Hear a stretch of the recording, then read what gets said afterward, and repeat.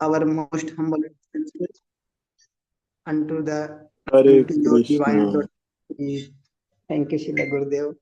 All glories to Srila Bhakti Tirtha Swami Maharaj, Srila Param Gurudev, and all glories to ISKCON founder Acharya, His Divine Grace, A.C. Bhakti Vedanta Swami Srila Prabhupada की जय. Jai. हरिनाम चिंतामणि महामहोत्सव की जय. Jai. Srila Gurudev, we welcome you once again in our day 4 of Sri Harinam Chintamani to continue with the chapter 3 of Namabhas, and we welcome you with our grateful heart, with a lot of enthusiasm and eagerness, with happiness, with great love to go more deeper and deeper into the mysteries of the holy name, and how step by step we can reach from Nam Aprad to the Prem Nam. Hare Krishna, Srila Gurudev. We welcome you to start today class. Hare Krishna.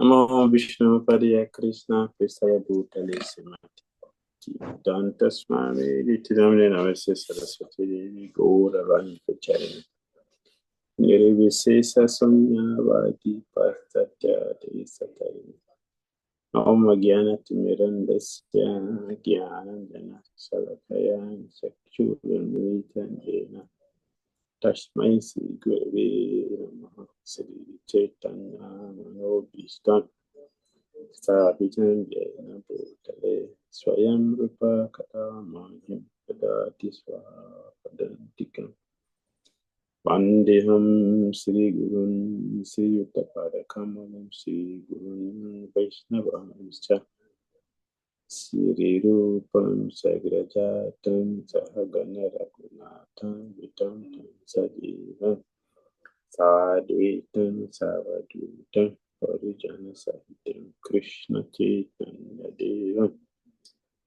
Shri Radha Krishna Padam Sahagana Lalita Sri Visakantam He Krishna Karana Sindhu Dhamabandhu Jagapati Gopisa Gopika Kanta Radha Kanta Namasite Tapta Kanchana Gaurangi Radhe Vrindavaneshwari Vrisabhanu Siti Devi Pranamami Hari Priya Vanchakalpatarubhyascha Kripa Sindhuvya Vacha Patitanam Pavanebhyo Vaishnavyo Namo Namaha Jai Sri Krishna Chaitanya Prabhu Nityananda Shri Advaita Gadadhara Sri Vasari Gaura Bhaktivinoda Hare Krishna Krishna Krishna Hare Hare Hare Rama Rama Rama Hare Hare Srila Prabhupada ki Jai Namacharya Srila Haridas Thakur ki Jai Srila Bhaktivinoda Thakur ki Jai Harinam Chintamani ki Jai Gaura Bhaktivinoda ki Jai Hare Krishna Hare Krishna. Bhaktagana Hare Krishna. Hare Krishna. We only have two business in this world: chanting the holy name and devotional service. इस संसार में हमारे मात्र दो व्यापार हैं, भगवान के नाम का कीर्तन करना और भगवान की भक्तिमय सेवा करना. This is our eternal occupation. यही हमारा शाश्वत धर्म, शाश्वत व्यापार है। We are practicing chanting the holy name now. We are practicing devotional service. When we attain perfection, we are going to do Prem Nam and Prem Seva. हम लोग अभी भगवान के नाम का जप का अभ्यास कर रहे हैं, भक्ति करने का अभ्यास कर रहे हैं, और जब अपनी परम अवस्था पर पहुंच जाएंगे तब प्रेम नाम जप करेंगे और भगवान की प्रेममयी सेवा करेंगे। यही करेंगे बस। So it is very, very important for us to take seriously to the understanding of our eternal occupational activities. इसीलिए अत्यंत आवश्यक है हमारे लिए बहुत अच्छे से समझना जो हमारा शाश्वत धर्म होने वाला है, इसकी समझ बहुत अच्छे से होनी चाहिए।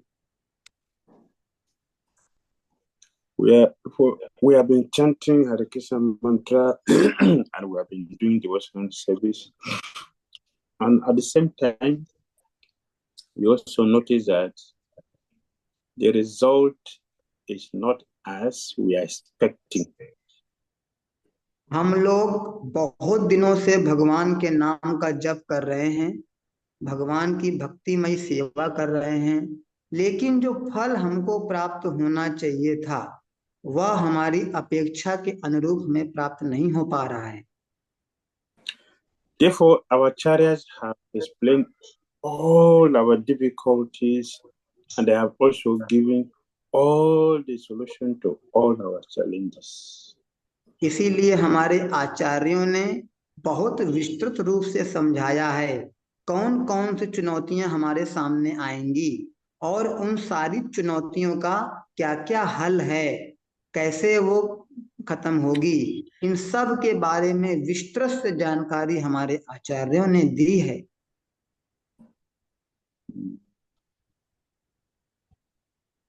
So, Haridas Thakur have been talking about Namabhas. तो हरिदास ठाकुर भगवान चैतन्य महाप्रभु को बता रहे हैं नामाभास के बारे में। As long as you remain in Namabhas, the result will be very, very small. जब तक हम नामाभास के स्तर पर रहेंगे तब तक फल बहुत हल्का, बहुत कम प्राप्त होगा। Therefore, we should try to understand what is Namabhas and the effect of Namabhas so we can get out of it. तो हमें समझना चाहिए नामाभास क्या होता है, नामाभास का परिणाम क्या होता है, ताकि हम नामाभास के स्तर को पार करके आगे पहुंच सकें। So we'll continue from where we stopped yesterday. तो हम लोग आगे बढ़ेंगे जहां से कल हमने खत्म किया था।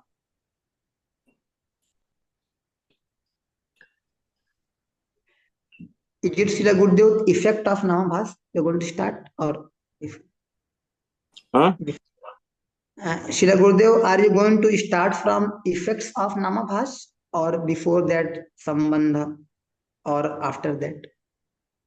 The heading.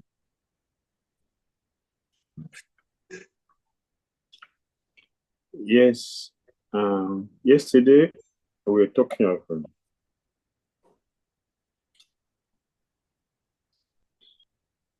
yes, we have looked at the anarthas yesterday. Yes, Srila Gurudev. So yes, we are the effect of Namabhas, the effect of Yes. Namabhas. Thank you, Srila Gurudev. I will continue.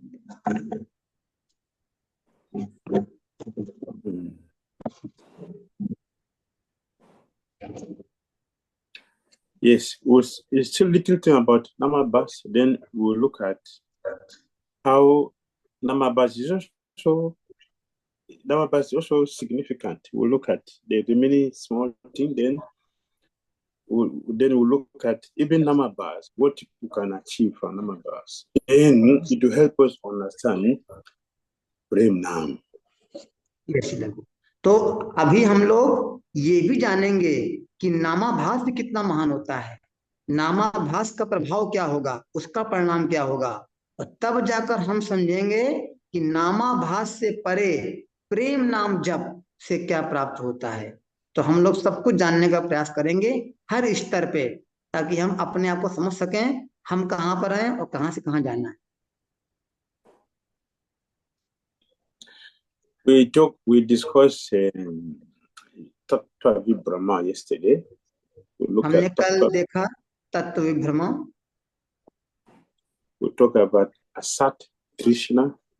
असत तृष्णा, We talk about Hridaya or Durbalya. हृदय दौर्बल्यम देखा हमने, And then we also talk of Aparat. 4 things we और हमने discussed. देखा चौथा अपराध, 4 प्रकार के अनर्थ हमने कल देखे थे, And different subdivisions within these 4 things. और फिर हमने इन चारों के अलग अलग जो भाग थे उनको भी देखे थे। By the mercy of the pure Vaishnava devotees of the Lord, एक भगवान के प्रेमी भक्त वैष्णव की कृपा से, if the jiva takes up Krishna's name with correct knowledge of Sambandha, अगर एक जीव सही से संबंध को जानकर, समझ को जानकर, इस वैष्णव के द्वारा प्रशिक्षण लेकर भगवान के नाम का जप करता है, he will certainly attain the great treasure of prema. तब वो इस प्रेम के खजाने को अवश्य ही प्राप्त कर लेता है। Prema is a perfect activity of the living entity. प्रेम एक ऐसा व्यापार है जो हर एक जीव का चरम लक्ष्य है, परम लक्ष्य है। When one attains to this professional stage, liberation becomes completely useless. और जब कोई इस परम अवस्था पर पहुंचता है, उसके लिए मुक्ति का मूल्य शून्य हो जाता है, उसके लिए मुक्ति कोई मायने नहीं रखती है। So Sambandha Gyan is very, very important, necessary. इसीलिए संबंध ज्ञान बहुत महत्वपूर्ण है। If Sambandha Gyan is not received, our anarthas will remain, the Namabhas will remain. And by chanting in Namabhas, we will not get the required result of chanting. अगर हमारे संबंध ज्ञान की समझ पूर्ण नहीं हुई है, तो हम नामाभास स्तर पर ही रहेंगे, और नामाभास पर जप करते करते इससे ऊपर नहीं उठ पाएंगे। Although we may chant, but if we are chanting in Namabhas with the anarthas, we will not get the required result of chanting. हम लोग जप कर सकते हैं, लेकिन अगर हम नामाभास के स्तर पर जप कर रहे हैं और हम अपने अनर्थों को नष्ट नहीं कर रहे हैं, अनर्थ को खत्म नहीं कर रहे हैं, तब हम नामाभास के स्तर पर ही रहेंगे, इसके ऊपर नहीं जा पाएंगे। So, in one word, the result of chanting will not be manifested only if there is this anarthas. If there is this anartha, if there is this namabhas. If the namabhas is still there, if you are chanting in namabhas, if you are chanting with offenses, with all the anarthas, the pure name will not manifest. तो अगर एक वाक्य में बोला जाए, तो अगर हम अनर्थ के साथ भगवान का नाम जप कर रहे हैं, या नामाभास के जो अनर्थ है उसके साथ ही हम जप कर रहे हैं, तो हम नामाभास के ऊपर नहीं जा पाएंगे और प्रेम नाम के स्तर तक नहीं पहुंच पाएंगे। Krishnadas Kaviraj Goswami mentioned it very clearly in Chaitanya Charitamrita that if one is chanting, the tears is not coming, the hair is not standing on end, we're not shivering, The only reason is aparad. Shri Krishnadas कविराज गोस्वामी जी चैतन्य चरितमृत में बताते हैं, अगर कोई भगवान के नाम का जप कर रहा है और आंखों से आंसू नहीं निकल रहे हैं, हमारा गला गदगद नहीं हो रहा है और हमारे बाल नहीं खड़े हो रहे हैं, हमारा शरीर नहीं कंपन हो रहा है, उसका एक ही कारण हो सकता है, अपराध। The cloud is there. Just as if the cloud is there, we can't see the sun clearly. But that does not mean that the sun is not there. The sun is there, but the cloud covering our eyes, we don't see the sun. Similarly, the cloud of Anaratas, Namabhas, we cover us from experiencing the real name, but the name is always there eternally. तो इन अनर्थ रूपी बादल हमारी आंखों को ढक लेते हैं और सूर्य रूपी भगवान के प्रेम नाम को नहीं उगने देते। जैसे हमारी जब आंखों के सामने बादल आ जाता है तो सूरज हमें दिखाई नहीं पड़ता, इसी प्रकार जो नामाभास रूपी अनर्थ है, इसके कारण हम प्रेम नाम के स्तर पर नहीं पहुंच पाते। Namabhas is very good. Namabhas is very good. नामाभास अपने आप में बहुत अच्छा है, बड़ा स्तर का है। Why Namabhas is good? क्यों अच्छा है वो, इसमें क्या अच्छाई है? Because if we constantly maintain our chanting, constantly, even Namabhas has the power to release us from all offenses and take us to the professional stage.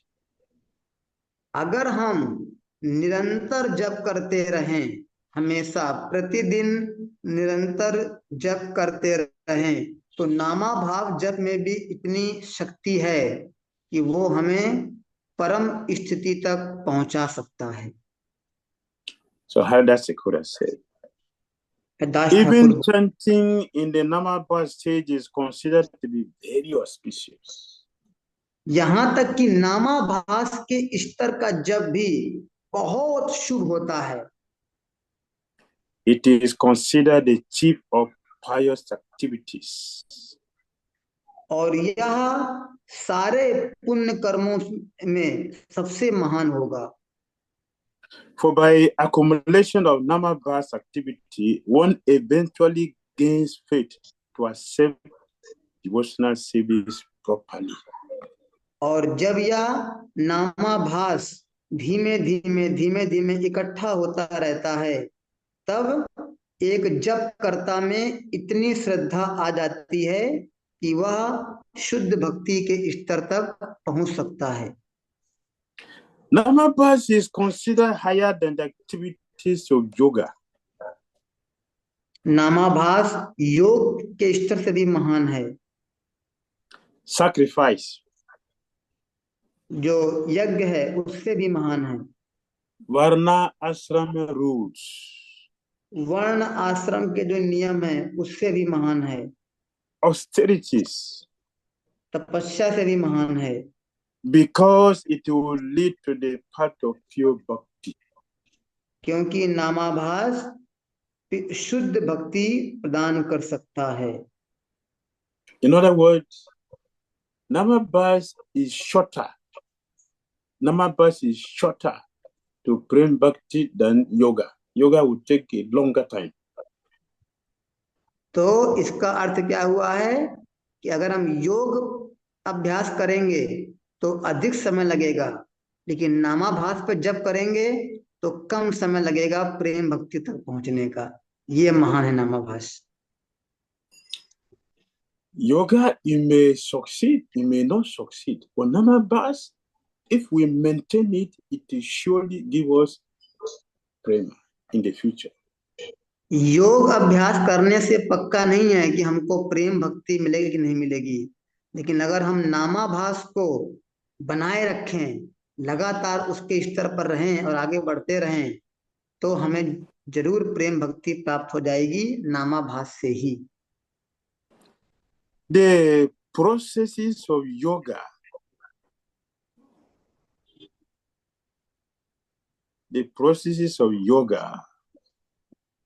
तो जो योग भक्ति के जो तरीके हैं, योग अभ्यास के तरीके हैं, sacrifices, यज्ञ इत्यादि, austerities, तपस्या इत्यादि, will never lead to bhakti unless it is mixed with some activities of bhakti. तो योग, यज्ञ, तपस्या, दान इत्यादि हमें भक्ति प्रदान नहीं करे, शुद्ध भक्ति नहीं प्रदान करेगी जब तक ये सारे काम कुछ न कुछ भक्ति के मिश्रण से ना किए जाएं। For example, उदाहरण के लिए, having association of pure devotees somehow or other, किसी शुद्ध भक्त का अगर हमें संग प्राप्त हो जाए किसी भी तरीके से, for example, we see in our temples, जैसे हम देखते हैं अपने मंदिरों में, people come to the temple, लोग मंदिर में आते हैं, and the proper Guru Puja is going on. Prabhupada ji की गुरु पूजा चल रही है, They give them flower to offer to Prabhupada. और हम उनको देते हैं एक फूल और वो जाके प्रभुपाद जी के चरणों में रख देते हैं। He doesn't know what he has done. उनको पता नहीं उन्होंने क्या किया है, but that has connected that person to bhakti. लेकिन उनकी इस क्रिया ने उस व्यक्ति को भक्ति से जोड़ दिया। How many minutes does it take to offer flower to Prabhupada? कितना समय लगा होगा एक फूल अर्पित करने में प्रभुपाद जी को? कुछ second. How many minutes? Yeah, how many minutes you take us to do yoga? लेकिन योग करने में कितना मिनट लगता है? Very long Just time. 1 minute, not less than a minute. You wave it and Prabhupada there with proper conduct, not proper conduct, but it has a powerful effect. 1 minute से भी कम लगा होगा, भले वो प्रभुपाद जी को जानता भी ना हो। What if you take Mahaprasada?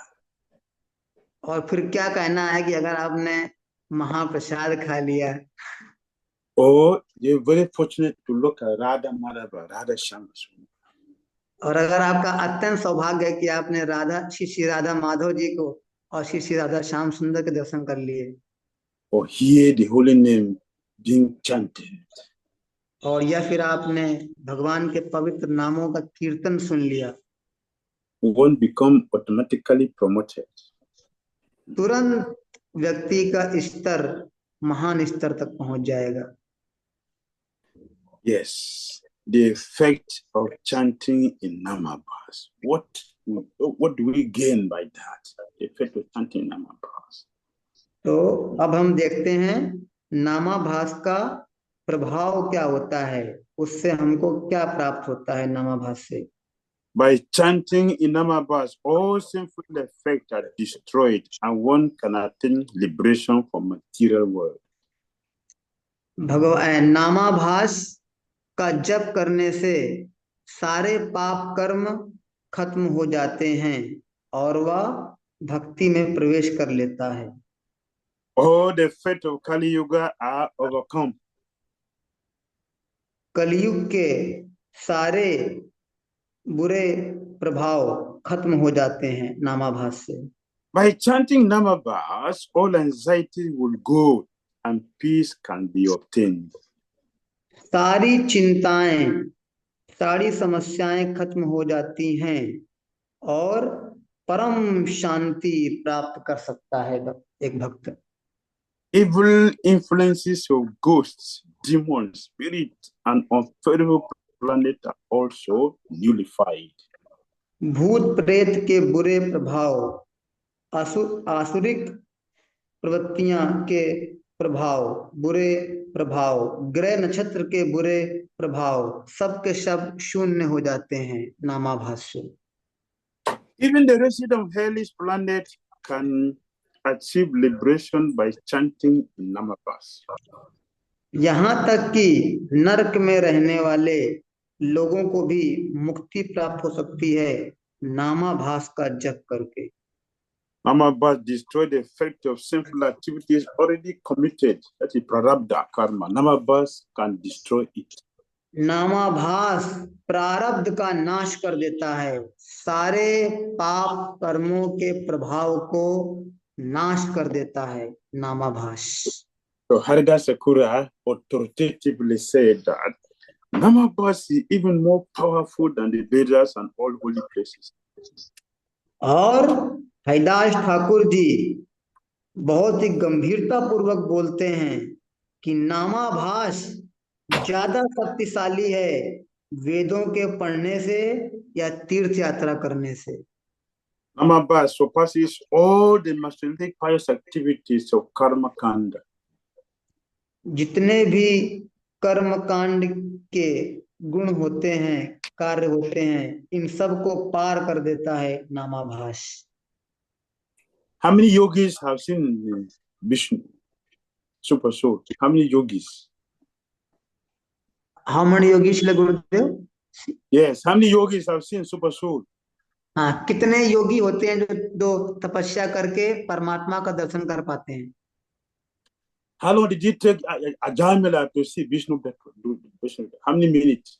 लेकिन कितना मिनट लगा अजामिल को विष्णुदूत का दर्शन करने में? How many minutes? Vishnu Duta has appeared before. कितना समय लगा अजामिल को विष्णुदूत का दर्शन करने में? 10 years. 10 साल। How many minutes? Jamila. So Vishnu Dutas. कितना मिनट लगा? Narayan. How many minutes? How long did this take? 5 seconds. Vishnu Dutas appeared before you. Narayan बोले और तुरंत विष्णुदूत वहां पर आ पहुंचे। उस सेकंड यह है नाम। No Shuddha Naam. This is Namabhas. He got Vishnu Dutas. शुद्ध नाम का भी जप नहीं किया था और विष्णुदूत आ गए नामाभास पर ही। So Lord Krishna used the word in Bhagavad Gita, Sipram. Sipram means now. Now. Now. तो भगवान भगवत गीता में यह शब्द इस्तेमाल करते हैं, क्षिप्रम। क्षिप्रम माने अभी, तुरंत, अभी। Jamila, he got Vishnu Dutas immediately. और अजामिल को तुरंत मिल गया विष्णुदूत, तत्क्षण। क्षिप्रम। And what happened? They stopped him from going to hell. Namabhas stopped Jamila from going to hell. नर्क का दरवाजा बंद हो गया मात्र कुछ सेकंड में नामाभास से के जब से नर्क नहीं गए वो। Why? Because the holy name of Krishna is invested with all Krishna's energies. क्योंकि भगवान का नाम भगवान की सारी शक्तियों को अपने में समेटे रहता है। So by chanting Namabhas, one can attain the goals of Dharma, Artha, Kama, Moksha.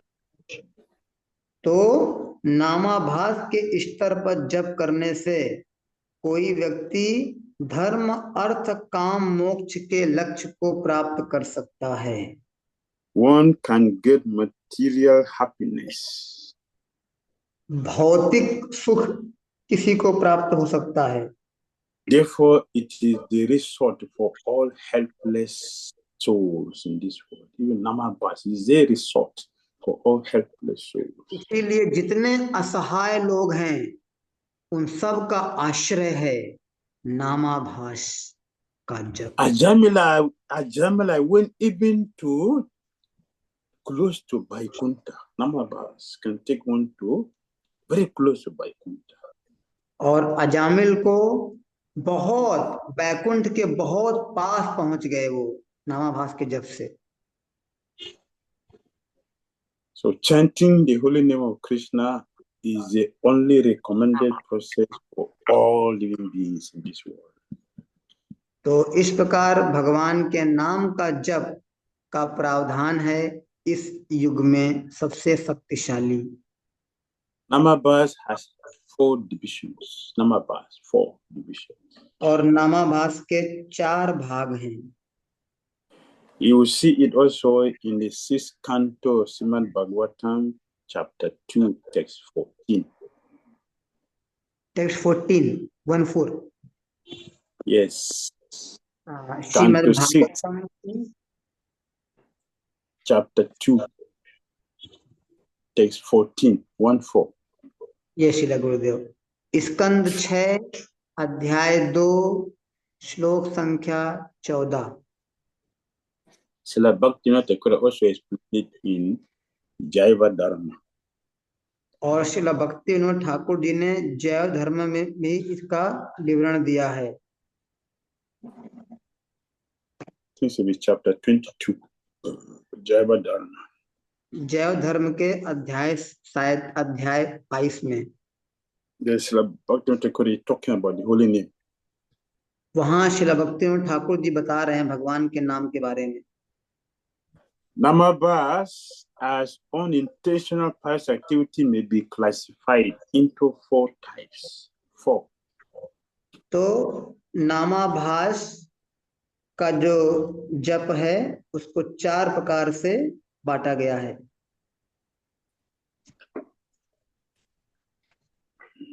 Okay, let me go there to Bhagavatam 6 to 14. Yes, 14.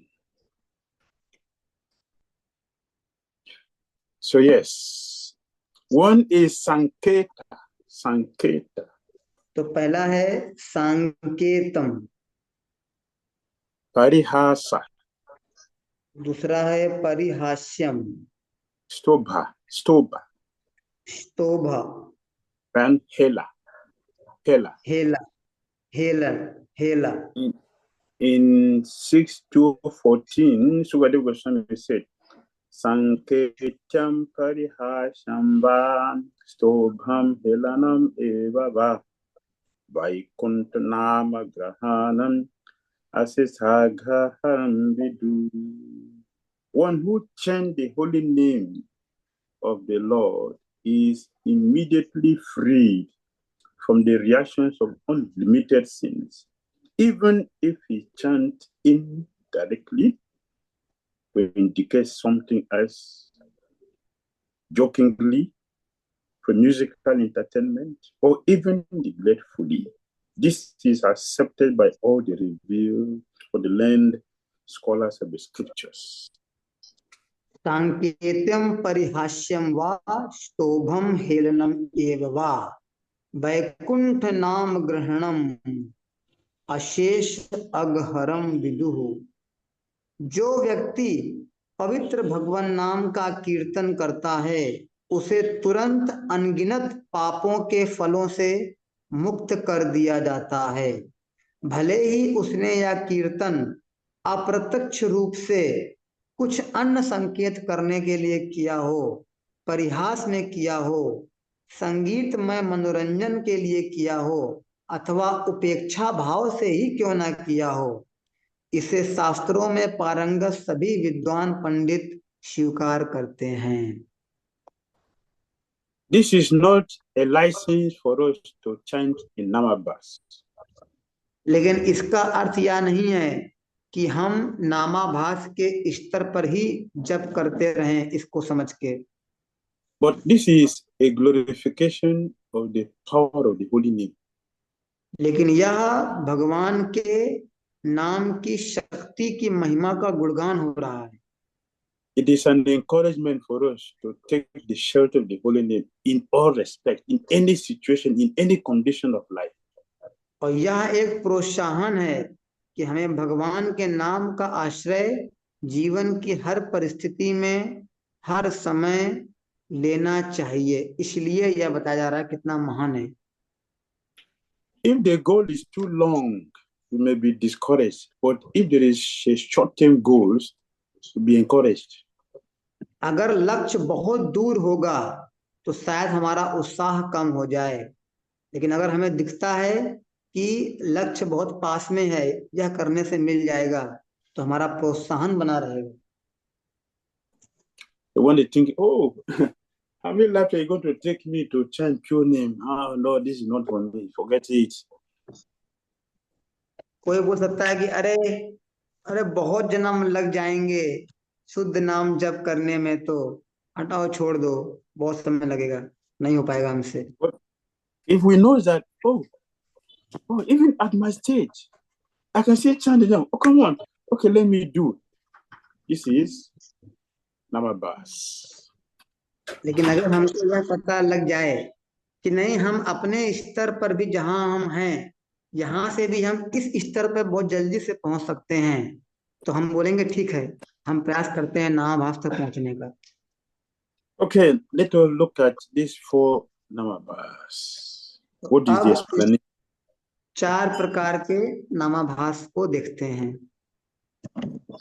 Chanting in Sanketa or indirectly means that one chant the name of Vishnu or Krishna with a specific material conception. तो जो संकेत नामाभास है, इसका अर्थ यह है कि एक व्यक्ति भगवान के नाम का जप करता है, भगवान के नाम को भौतिक अर्थ से जोड़ के, or chant the holy name unintentionally while thinking of some other objects with the same sound. Sanketa. या फिर कोई भगवान के नाम को मात्र शब्दों से पुकार रहा है, लेकिन उसका इशारा कुछ और है, उसका अर्थ कुछ और वो समझ रहा होता है, लेकिन बस उसको मजाक के रूप में बोल देता है। Example is Ajamila. जैसे अजामिल ने पुकारा था नाम को किसी और की ओर इंगित करते हुए। The second is Parihasa. Parihasa. दूसरा है परिहास्य नामाभास। An example is Yavana, who is so simple they cannot chant Ram. If you say Haram, by chanting Haram, Haram, Haram, Haram, now it became Ram, Ram, Ram, Ram. तो जैसे जो यवन जिनको बोला गया कि आप हराम हराम जप करो, तो हराम हराम करते करते वे राम राम जप करने लगे। So this is like accidental chanting, not intentional, but accidental chanting. Somehow or other, they have chance to do it. So it became liberated. तो यह ऐसा है कि किसी कारण से हमने उसको स्वीकार कर लिया और जप करते रहे, हमको पता भी नहीं था क्यों कर रहे हैं, करते रहे और करते करते करते करते उसका उद्धार हो सकता है। Parihasa. Chanting in joking mood. By joke.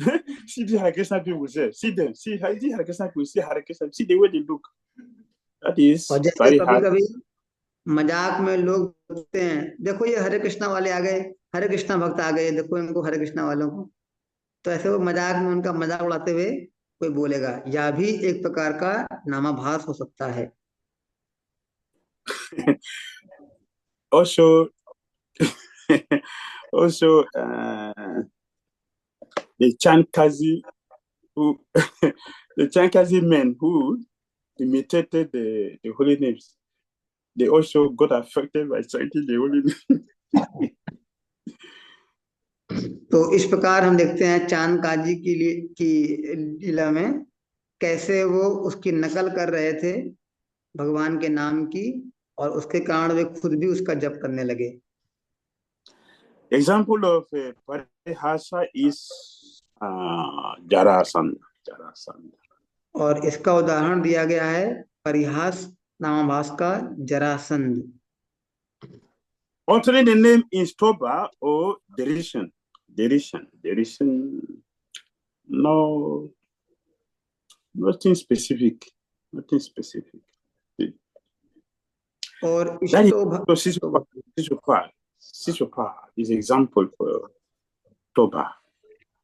और स्तोभ परिहास, स्तोभ नामाभास का उदाहरण है Shishupal.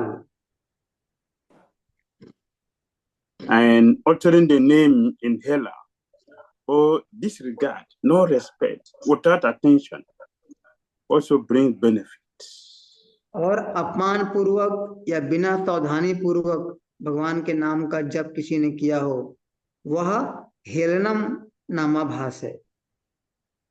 The militias attain liberation by all this type of namabha.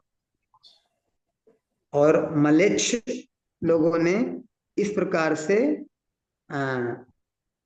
इसकी मुक्ति को प्राप्त किया, यह हेलनम नामाभास करके।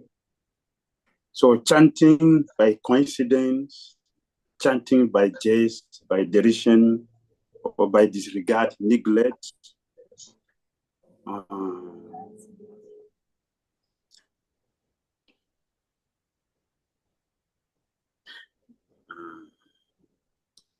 being without the faith in Krishna as situated on the lower border of Namabha.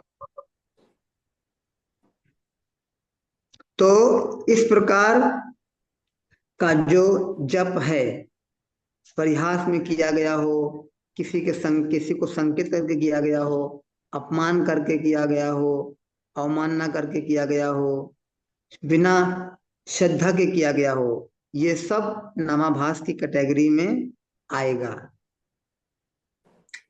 If one chant with genuine faith in Krishna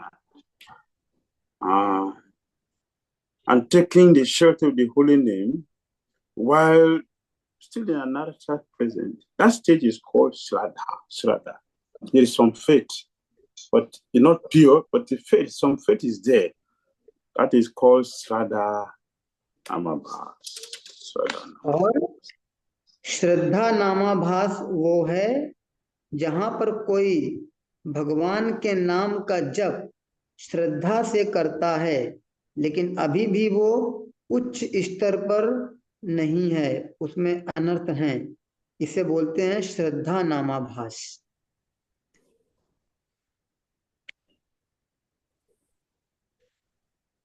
Therefore, it is concluded that Namabhas itself cannot give Krishna prema, but by progressing from this stage to the stage of Shuddhanam, by means of following rules of sadhana laid down by the Guru, one can attain to pure love of God. तो नामाभास अपने आप में प्रेम नहीं दे सकता है, लेकिन अगर कोई धीमे धीमे करके नामाभास के स्तर से आगे बढ़ता है और अगर वो गुरु के द्वारा दिए गए निर्देशों का पालन करते हुए, नियम कानून पालन करके साधना करते हुए आगे बढ़ता है, तब वह शुद्ध नाम पर धीमे धीमे पहुंच जाएगा और प्रेम को प्राप्त कर लेगा।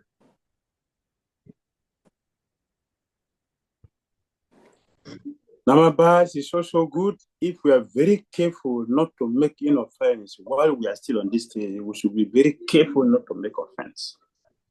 तो नामाभास का स्तर बहुत अच्छा है और हमें ध्यान रखना चाहिए कि नामाभास के स्तर पर हम कोई अपराध ना करें, हमसे कोई अपराध ना हो। Because we are still under the cloud, so it's not clear. Therefore, we're still on a very risky stage. Therefore, we should be very careful not to make offense while we are on the stage of Namabhas. Otherwise, Namabhas will become Namaparad. क्योंकि नामाभास भी एक अनर्थ है, नामाभास भी एक अनर्थ का बादल है। हमें ध्यान रखना है कि हमें अपराध नहीं होना चाहिए। अगर अपराध होगा तो हम नामाभास से फिर दोबारा नीचे उतर के नाम अपराध के स्तर पर आ सकते हैं। While in Namabhas stage, anartha may be generated out of ignorance and weakness of heart. नामाभास के स्तर पर जो अनर्थ उत्पन्न होते हैं वे हृदय की कमजोरी से उत्पन्न होते हैं। But all this effect can be cleared by continual chanting of the name, continuously chanting of the name. All the nectars, the cloud will be dissipated. लेकिन अगर कोई निरंतर प्रतिदिन निरंतर जप करता रहता है तो ये सारे जो अनर्थ जो हृदय की कमजोरी से भी आ रहे थे ये धीमे धीमे धीमे करके सारे खत्म हो जाएंगे, शून्य हो जाएंगे। Banyan tree, the seed of banyan tree is very small. People का जो बरगद का जो पेड़ होता है उसका जो बीज होता है बहुत छोटा होता है। But if you plant it, the banyan tree will become big. लेकिन अगर आप उस बीज को अगर आपने बो दिया तो वो छोटा सा बीज बहुत बड़ा पेड़ बन जाएगा। Therefore, if we continue to make offenses little by little by little by little, it will become big like a banyan tree and uproot the tree. लेकिन अगर हम अपराध करते जाएंगे हल्का हल्का थोड़ा थोड़ा थोड़ा थोड़ा अपना करते जाएंगे तो यह अपराध जुड़ते जुड़ते जुड़ते जुड़ते बहुत बड़ा अपराध बन जाएगा। So we should be careful with cheating. We should be careful with offenses. तो हमें सतर्क रहना है कपट से, सतर्क रहना है अपराध से। Otherwise, it is no more namabas, but namaparad. नहीं तो हमारा स्तर नामाभास नहीं रह जाएगा, हम नाम अपराध के स्तर पर गिर जाएंगे नीचे। We see that Mayavadis, they worship deities. हम देखते हैं कि मायावादी भी विग्रह की पूजा करते हैं। But they don't worship Krishna as the means and the end. They worship the deity of Krishna as only the means.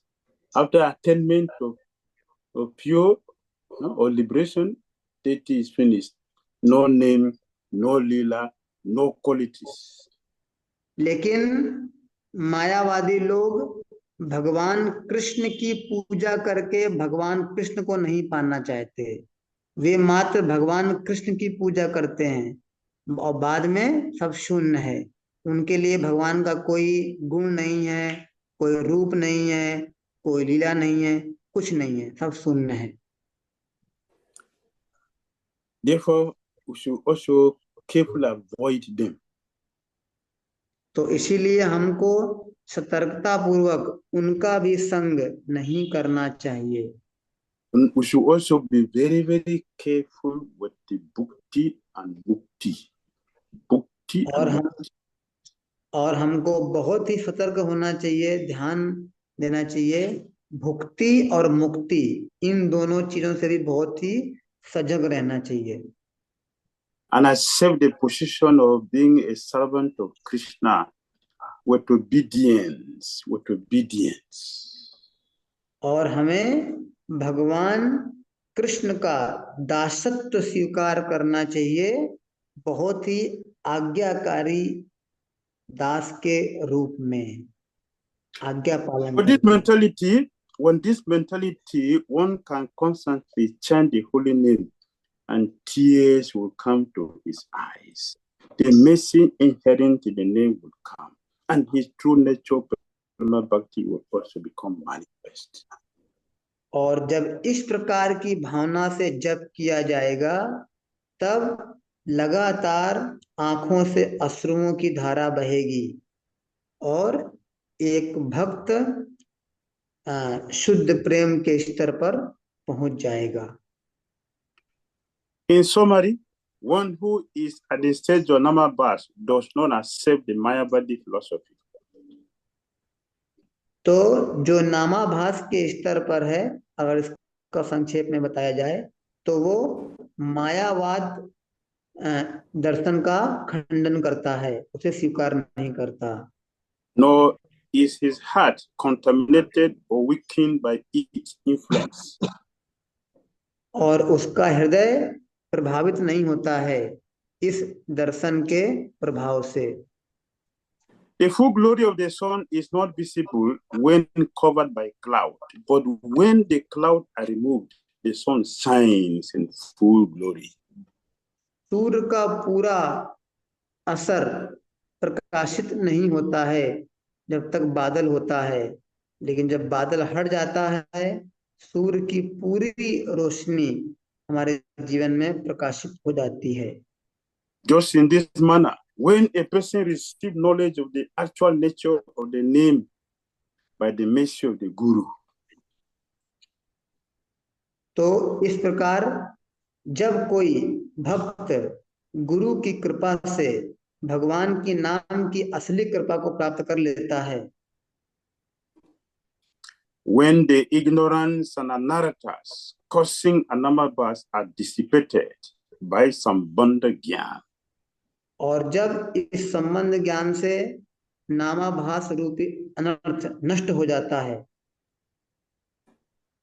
and the sadhana of proper chanting can be transformed into sudhana. तब जाके ये जो साधना हम कर रहे हैं भगवान के नाम के जप करने की, या शुद्ध नाम के स्तर तक पहुंच जाती है, आ जाती है। At that stage, when we receive the full brilliance of the name in the form of prema, और इस स्तर पर नाम पूर्ण रूप से प्रकाशित हो जाता है और प्रेम नाम के स्तर तक पहुंच जाता है। therefore, whoever carefully avoid the company and influence of Mayavadis, तो इसीलिए जो भी मायावादियों की के संग को सतर्कता पूर्वक नकारता है, उससे दूर रहता है, take shelter of the pure name, और भगवान के शुद्ध नाम का आश्रय ग्रहण करता है, and serves out of love, और प्रीति पूर्वक सेवा करता है, will become fully satisfied in full perfection. वह पूर्ण संतुष्ट हो जाता है अपनी परम अवस्था पर पहुंचकर। That is the Lord's instruction. यह भगवान का आदेश है। Whoever accepts this instruction is a fortunate soul. जो भी इस आदेश को स्वीकार करता है वह भाग्यशाली जीव है, And whoever rejects it is a rascal. और जो इसका पालन नहीं करता है वो धूर्त है। He will not be delivered for 100 million births. और वह सैकड़ों करोड़ों वर्षों में भी उसका उद्धार नहीं होगा। To state it in another way, one should simply give up bad association.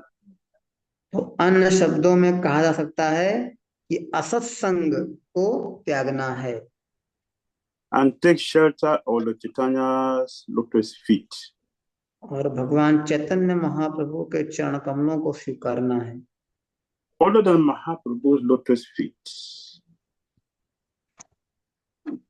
ये Shri Gurudev, other than Mahaprabhu's lotus feet, Chaitanya Mahaprabhu के चरण कमलों के सिवाय, other than his mercy, उनकी कृपा के सिवाय there is no other way. और कोई दूसरा तरीका रास्ता नहीं है।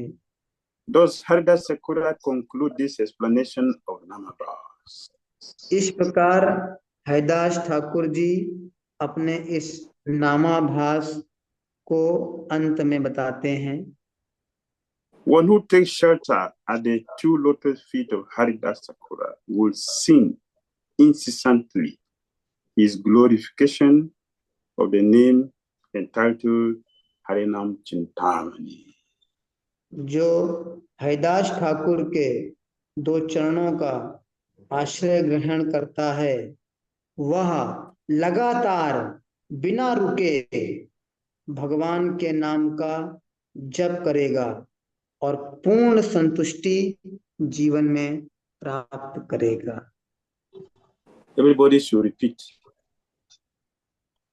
सब लोग दोहराइए जो श्री गुरुदेव बोल रहे हैं। Oh Haridas Sakura, O Haridas Thakur, may you kindly give us shelter at your lotus feet. आप मुझे अपने चरण कमलों का आश्रय दीजिए। Amacharya Haridas Sakura ki jai. जा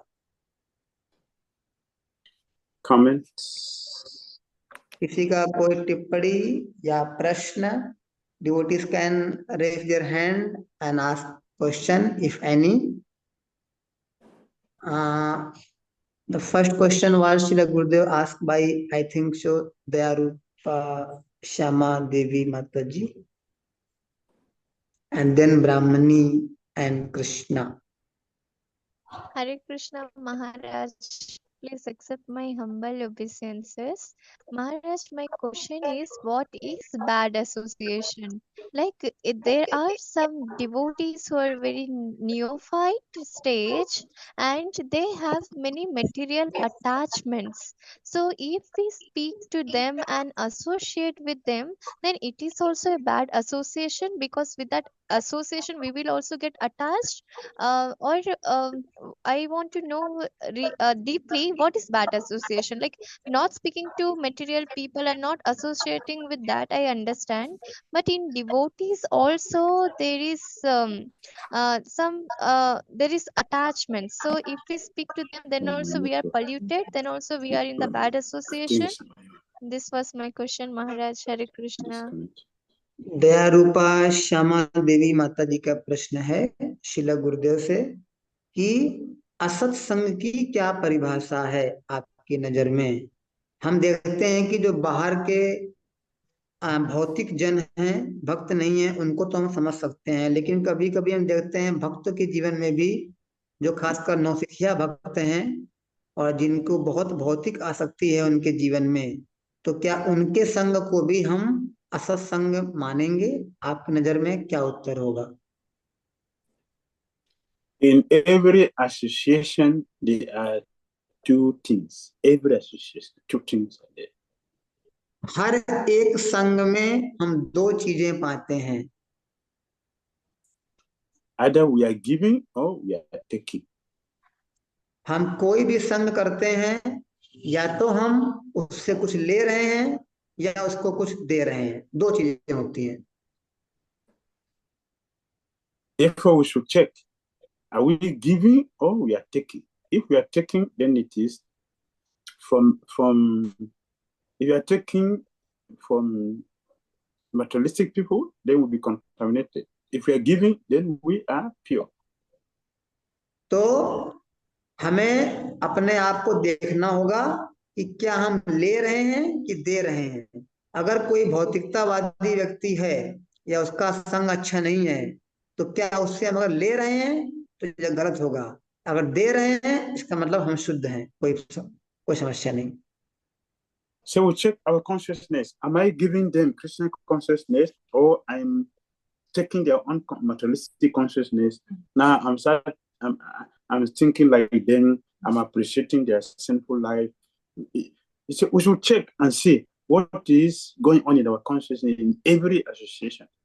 Then तो हम जो भी संग ले रहे हैं, कभी भी हम अपने आप को बहुत आसानी से चेक कर सकते हैं, पहचान सकते हैं, क्या हमारी चेतना पे क्या असर आ रहा है, क्या हम उनके संग से प्रभावित हो रहे हैं, क्या हम उनके जैसे बनते जा रहे हैं, क्या हमारी सोच उनके जैसी हो रही है। अगर ऐसा हो रहा है तो गलत है, क्योंकि वो असत संग में है। और अगर ऐसा नहीं हो रहा है, प्रभावित नहीं हो रहे हैं, तो बहुत अच्छी बात है, हम कंटिन्यू करते जाएं ऐसा संग। we should always be conscious of where we are, what we're doing, and what is happening. तो हमको हमेशा बहुत ही सचेत रहना होगा, अलर्ट रहना होगा कि हम क्या कर रहे हैं, किस संग में हैं, उसका क्या प्रभाव हो रहा है, बस। यश गुरुदेव। Next. Brahmani Mata ji, after that we have Hasan Prabhu. Hare Krishna, Srila Gurudev. So my question is in regards to the 4 divisions of Namabhas, and I could perceive that it sounds a bit similar to the Namaparada stage. My question is, how can we identify the difference between Namaparad and Namabhas, since some offenses we commit while chanting the name sometimes also come from neglectful chanting. I know the 10 offenses we should avoid, but I've heard that if we chant neglectfully, we are also committing offense. But in one of the 4 divisions of Namabas, it also happens. So what differentiates one from another, and how do we identify it? तो ब्राह्मणी माता जी का प्रश्न है कि कभी कभी ऐसा हमें लग रहा है कि नाम अपराध और नामाभास दोनों के स्तर में अंतर समझ में नहीं आ रहा है, क्योंकि जो अपराध हो रहे हैं नामाभास की स्थिति पे, जो यहाँ पर हमने पढ़ा है 4 प्रकार से, ये नाम अपराध की स्तर पर भी होते हैं।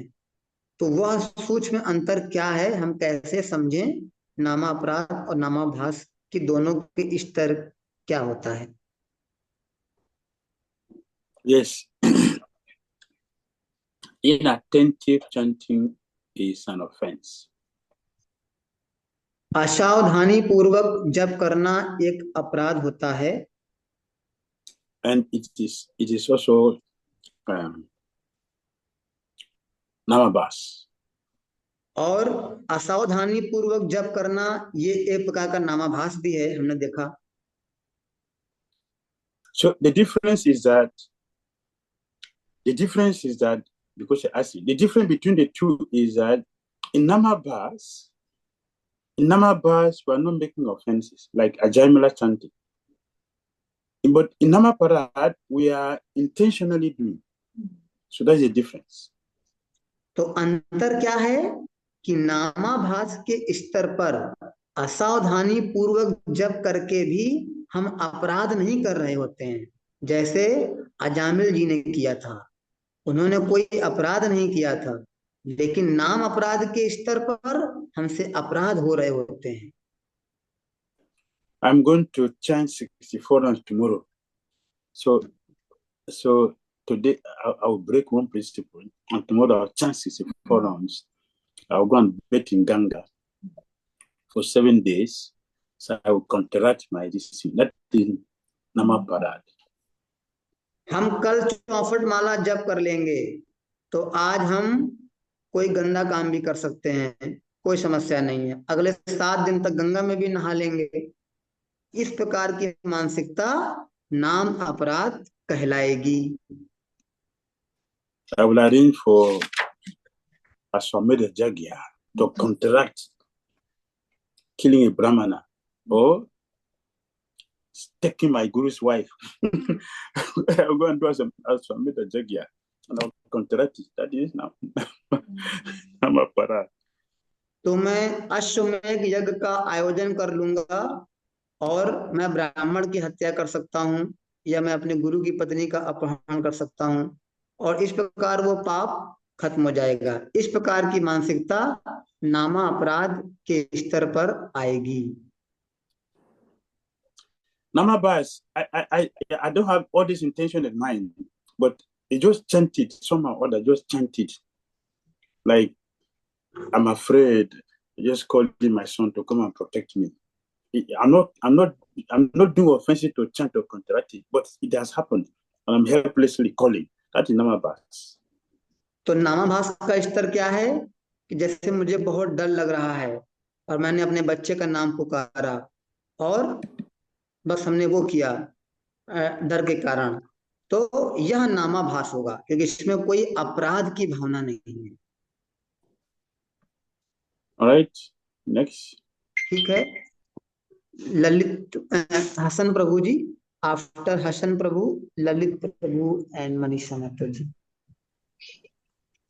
Hare Krishna, dear Guru Maharaj, please Hare accept my Krishna. respectful obeisances on your beautiful lotus feet. Thank And you. all glories to you, all glories to Prabhupada, and all glories to the wonderful Assam devotees. Maharaj, my question is, for me, we come from different faiths. Sometimes your family, some of them will accept your faith, and some of them will become very aggressive and violent and be insulting the holy name in the way that Hare Krishna people, they are idol worshippers. Hare Krishna people, they are idol worshippers. And because of that, you think that you don't want them to make offense so that they will not be punished by Krishna. So for this class, what you're explaining, doing that ignorantly, are they still going to get benefit because they're Mahabas? तो हसन प्रभु का प्रश्न है कि हम देखते हैं कभी कभी हमारे परिवार में लोग इस प्रकार से अपमान करते हैं हरे कृष्णा भक्तों का और उनकी सेवाओं का, कि अरे ये हरे कृष्णा भक्त तो इस प्रकार से पूजा करते हैं, हरे कृष्णा भक्त इस प्रकार से पूजा करते हैं। कहीं ना कहीं वो अपमान और निंदा और अवमानना करते हैं। तो क्या इस प्रकार की उनका अपमान करना क्या ये नामाभास में आएगा? This is not Namabas, this is Namaparad. So they will not get benefits. यह नामाभास नहीं है, यह नाम अपराध है, इससे उनको लाभ प्राप्त नहीं होगा। They are blaspheming the name. They don't know. If you ask them what is idol worship, they don't know what is idol worship. But they only had it someone said, and they just foolishly said. So they are offensive. They don't know about. They are offensive. So they will pay for that. ये लोग नाम की निंदा कर रहे हैं। उनको खुद को नहीं पता है कि भगवान की पूजा, विग्रह की पूजा क्या होती है, और वे हम लोगों को ऐसा कह रहे हैं। तो यह वे नाम की निंदा कर रहे हैं, नाम का अपराध कर रहे हैं, यह नामापराध हुए। जय Shri Gurudev. Yes, thank you so much. Thank you so much, Maharaj. Hare Krishna. Lalit Prabhuji, Next. You may go ahead. Then we have Saurabh Prabhu. Hare Krishna, Srila Gurudev. Please accept my humble obeisances. Hare Krishna. Gurudev, my question is that, as you said that inattentive chanting is a namaparad. So when we chant, most of the time our mind distracts. Most of the time we try to take our mind to Naam, take it out in the Naam. So this fight is going on. And in between that, inattentiveness is there, then attentiveness is coming, then inattentiveness is coming. So in between that fight, we are doing namaparad most of the time. So my question is that how can we, what is the process that attentive chanting can be done continuously? तो ललित प्रभु जी का प्रश्न है कि असावधानी पूर्वक जप करना ये नाम अपराध में आता है। हम लोग रोज सुबह बोलते भी हैं। तो हमारा ये अनुभव है कि जब हम जप कर रहे होते हैं, हमारा मन बार बार भाग जाता है, वह ध्यान नहीं दे पाता, फिर उसको हम वापस लेके आते हैं, फिर भागता है, फिर वापस लेके आते हैं, फिर भागता है। और इस प्रकार हम क्या करें कि हम पूर्ण तरीके से सावधानी पूर्वक जप सारे मंत्रों को सुनते हुए पूरी तरीके से कर सकें।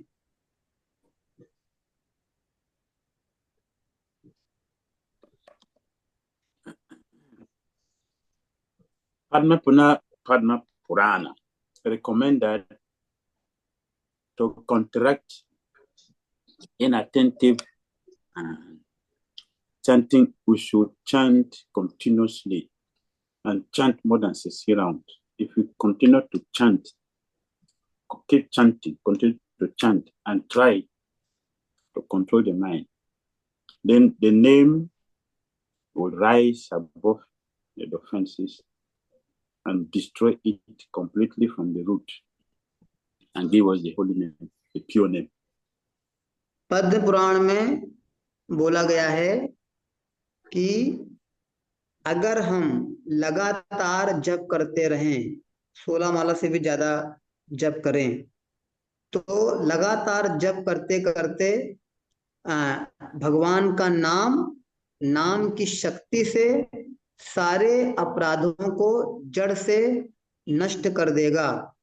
और हमें अपने मन को भी संयमित करने का प्रयास करना चाहिए नाम जप करते समय। और इस प्रकार करते करते भगवान का नाम शुद्ध नाम के स्तर पर पहुंच जाएगा। तो हमको प्रतिदिन लगातार अधिक से अधिक नाम जप करने के बारे में बताया गया है पद्म पुराण में, इस असावधानी पूर्वक अवस्था से बाहर निकलने के लिए। Keep chanting. जप करते रहिए।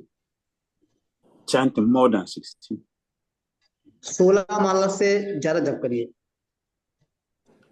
And then we'll do the remaining work. तब नाम अपना काम करना शुरू कर देगा। All right? Yes. Thank you. Saurabh Prabhu ji, Saurabh Prabhu ji, you may ask your question.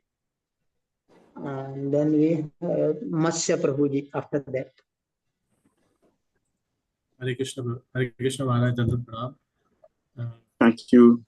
Maharaj, I have one question is that, like in India, especially, when there's a prasadam distribution, many people come in line, thousands of people come in line and they take prasadam.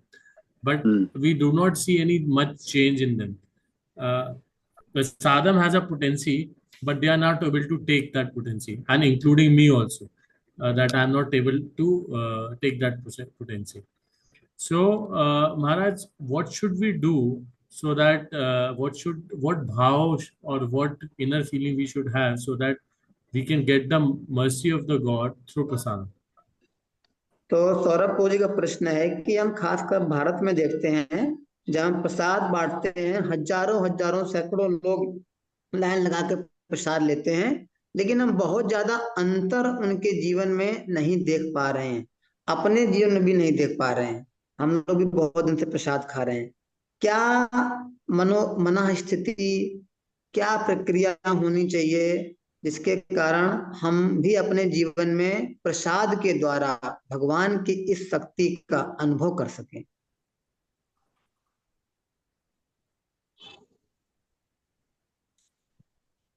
First of all, we should really distribute prasadam. We should distribute the real prasadam. It means that the quality of the prasadam may not much. सर्वप्रथम हमें वाकई में देखना है कि हम क्या प्रसाद बांट रहे हैं। हमको वाकई में प्रसाद बांटना है। इसका अर्थ क्या हुआ? हमें गुणवत्ता देखनी है, कितने इसमें प्रसाद के गुण हैं जो हम भोजन बांट रहे हैं। Once I was in one temple. मैं एक बार एक मंदिर में था। And I decided to follow the devotees for their prasadam distribution. और मैं भी उन भक्तों के साथ गया प्रसाद बांटने के लिए जहां लोग बांटने जा रहे थे। So on the way, I asked the devotee, "Did you offer this thing before taking it outside?" He said no. मैंने उस भक्त को पूछा कि अरे भाई, तुमने ये प्रसाद भोग लगाया है क्या? तो वो बोलता है कि नहीं, भोग तो नहीं लगाया। He just cook and take it to the place to go and distribute. बस जल्दी जल्दी में बना लिया है और अब उसको लेके जा रहे हैं बांटने के लिए। Even most of our restaurants, the so-called food is not offered. यहाँ तक कि हमारे रेस्टोरेंट में भी जो हम लोग प्रसाद बांटते हैं वो भगवान को नहीं भोग अर्पित होता है बहुत जगह। So we are distributing a food which is like for salvation, not for spirituality, not for love of God, which is against what properly established. तो हम जो भोजन बांट रहे हैं वो पुण्य के लिए ठीक है, लेकिन वो आध्यात्मिकता को जन्म नहीं देगा। जो श्री प्रभुपाद जी ने असलियत में शुरू किया था आंदोलन, वहां पर वो प्रसाद बांट के लोगों के जीवन में आध्यात्मिक क्रांति लाना चाहते थे। So how will you have the potency to deliver it? तो फिर जब प्रसाद वो है ही नहीं तो उसमें शक्ति कहाँ से आएगी उद्धार करने के लोगों की? Most of our restaurant, the food are not offered. I don't know how many are offered. I don't know. मुझे नहीं पता है कि कितने रेस्टोरेंट में हमारे ही यह भोजन जो है भगवान को अर्पित किया जाता होगा, मुझे नहीं लगता है।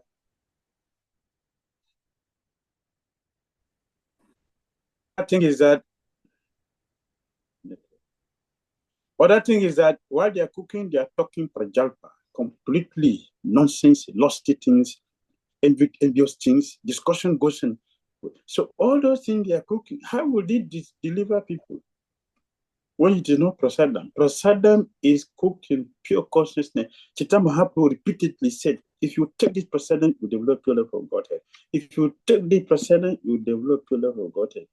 He even looked at his mother's cooking in Adwaita Acharya house. He said, this food does not need to be eaten. Just looking at it again, alone, to get your love for Godhead. But where is that? Where is that now? भगवान चैतन्य महाप्रभु कहते हैं, प्रसाद में इतनी शक्ति है कि भगवान का शुद्ध कृष्ण प्रेम दे सकता है। वे अपनी माता के द्वारा पकाए हुए प्रसाद को देखकर बोलते हैं, अद्वैताचार्य जी के द्वारा बनाए हुए प्रसाद को देखकर बोलते हैं कि इसको खाकर कृष्ण प्रेम प्राप्त होगा। लेकिन हम लोग के द्वारा बनाए हुए प्रसाद में कहाँ है कृष्ण प्रेम? ज्यादातर लोग प्रसाद बनाते समय बातें करते हैं, प्रजल्प करते हैं, बहुत गंदे गंदे प्रकार के उनके मन में विचार होते हैं, ईर्ष्यालु बातें करते हैं।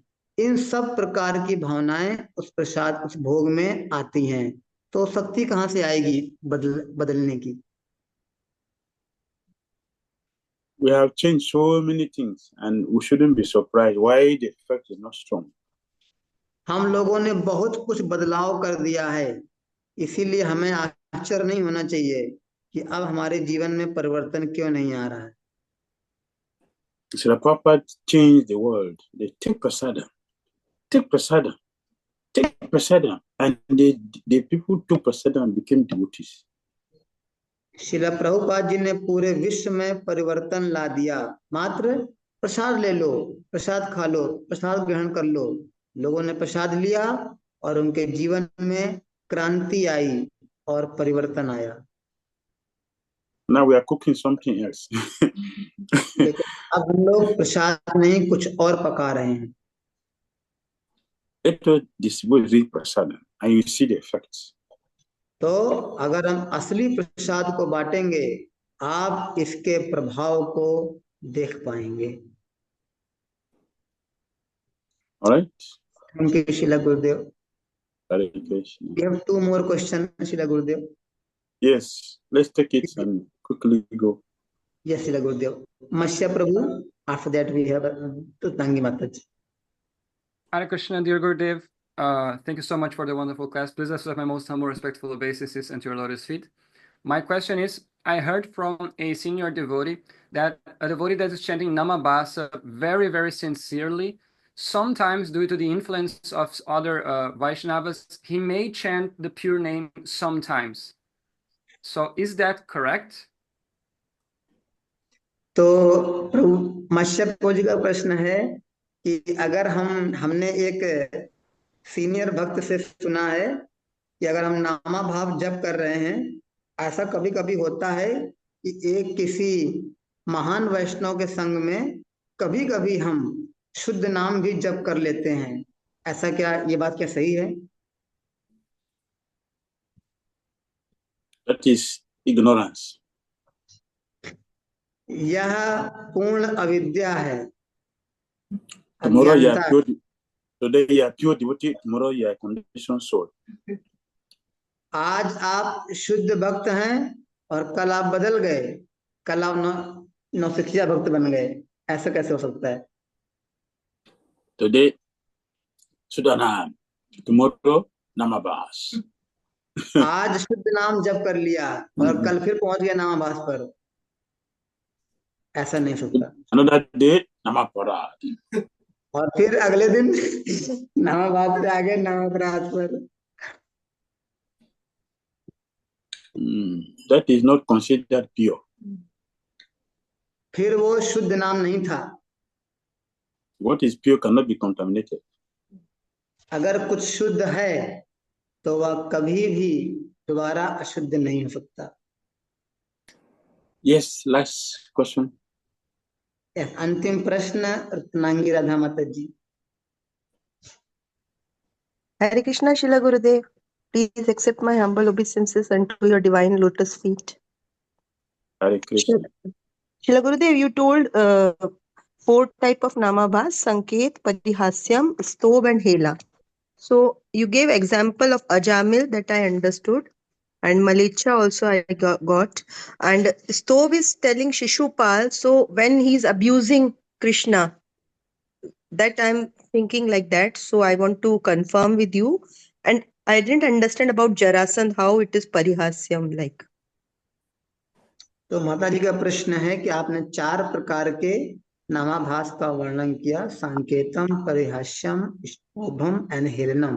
आपने उदाहरण दिया स्तोभम में शिशुपाल का और आपने उदाहरण दिया परिहास्यम में जरासंध का.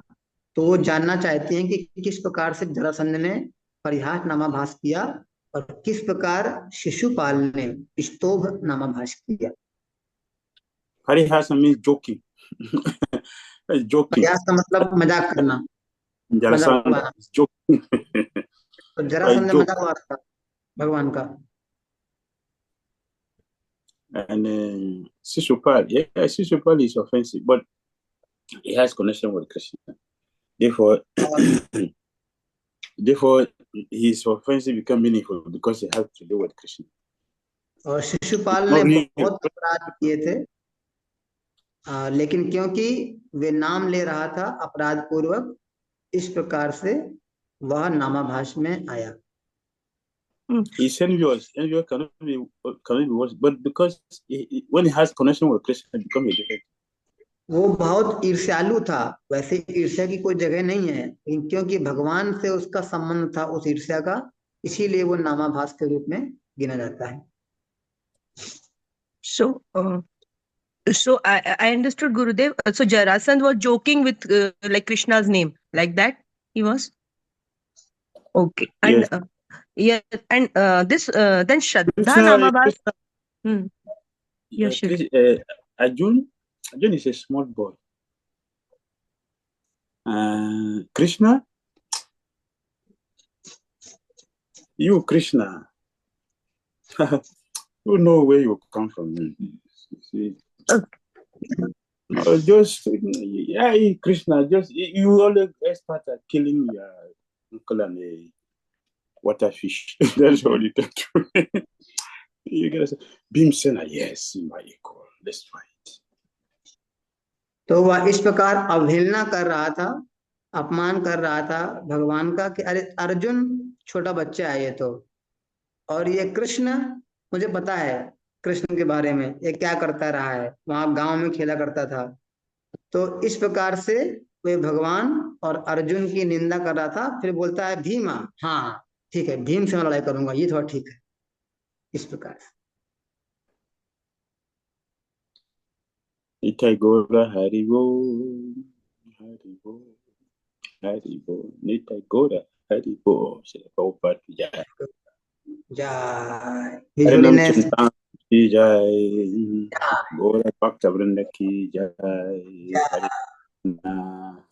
जय गुरुदेव हिज होलीनेस भक्ति धीर दामोदर स्वामी महाराज की जय. Thank you Srila Gurudev. Thank you.